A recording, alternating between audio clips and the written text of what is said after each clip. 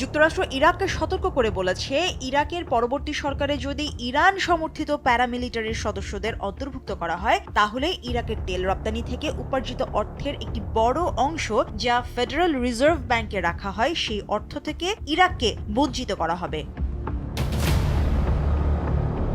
শুক্রবার আন্তর্জাতিক গণমাধ্যমগুলোতে প্রকাশিত বিভিন্ন প্রতিবেদনে বলা হয়েছে, গেল বছর নভেম্বরে ইরাকের নির্বাচনের পর থেকেই যুক্তরাষ্ট্র চাপ দিচ্ছে যেন ইরান সমর্থিত রাজনৈতিক এবং সামরিক গোষ্ঠীগুলো নতুন সরকারে অংশ না নেয়।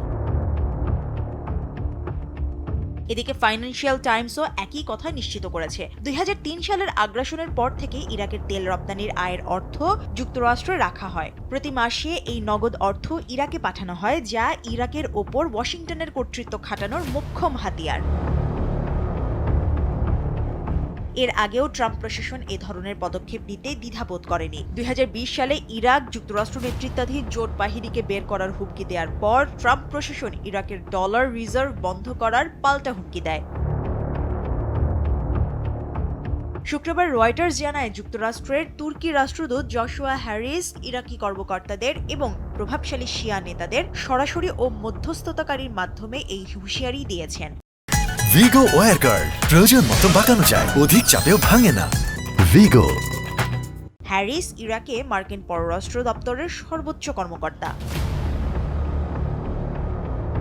তবে ইরাক ইরান ঘনিষ্ঠ সম্পর্ক ট্রাম্প প্রশাসনের জন্য উদ্বেগের বিষয়। বিশেষত দেশটির পার্লামেন্টের প্রথম সহ স্পিকার আদনান ফাইহানের বিষয়টি যুক্তরাষ্ট্রের দূতাবাসকে ক্ষিপ্ত করেছে। ফাইহান হলেন ইরান সমর্থিত মিলিশিয়া আসাইব আহল আল হক মিলিশিয়ার প্রাক্তন সদস্য। আসাইব আহল আল হক মিলিশিয়া কোঅর্ডিনেশন ফ্রেমওয়ার্ক নামে পরিচিত শিয়া রাজনৈতিক জোটের অংশ। ফাইহান নির্বাচিত হওয়ার পর যুক্তরাষ্ট্রের দূতাবাস তাকে ভোট দেয়া কর্মকর্তাদের সঙ্গে সমস্ত বৈঠক স্থগিত করে এবং তাদের একটি অগ্রহণযোগ্য সংসদ সদস্যদের তালিকাভুক্ত করে।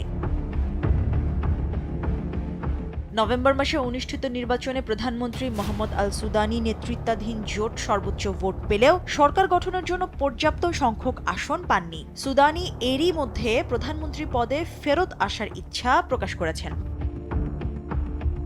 এদিকে ইরাকের সঙ্গে যুক্তরাষ্ট্রের সম্পর্ক কিছুটা শিথিল হয়েছে। দেশটি জানায়, যুক্তরাষ্ট্র ইরাকের বিভিন্ন সামরিক স্থাপনা থেকে সম্পূর্ণ সেনা প্রত্যাহার করেছে, তবে কুর্দিস্তানে এখনও প্রায় 1500 মার্কিন এবং মিত্র সেনা অবস্থান করছে। মুশরফা নুজহাত, দেশ টিভি।